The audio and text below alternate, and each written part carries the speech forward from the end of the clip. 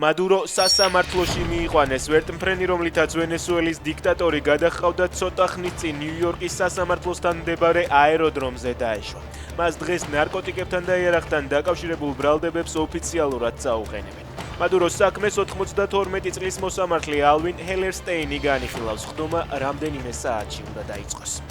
წინანდალში ბიძამ 25 წლამდე დისშვილი დაჭრა. მთავარი ამბები კახეთიდან წერს, რომ შემთხვევა ბედობის ღამეს მოხდა.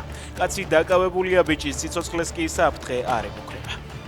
მუქარის წერილებს გვიგზავნიდნენ თითქოს ეგრეთ წოდებული კანონიერი ქურდების სახელით წერდნენ და ფულს გთხოვდნენ, ამბობს მარნეულში მოკლული 27 წლის კაცის მამა. მამაშვილს ცეცხლსასროლი იარაღიდან გუშინ ესროლეს, ახალგაზრდა კაცი საავადმყოფოში გარდაიცვალა. თავდამსხმელი ამ დრომდე დაკავებული არ არის. კობახიძემ, დინარაძე, ქრივიშვილი, საჯველაძე, ხუციშვილი და სხვები კობახიძემ სურსათის ფასებთან დაკავშირებული საკოორდინაციო კომისიის შემადგენლობა დაამტკიცა. მათ ფასების ზრდის მიზეზები უნდა შეისწავლონ.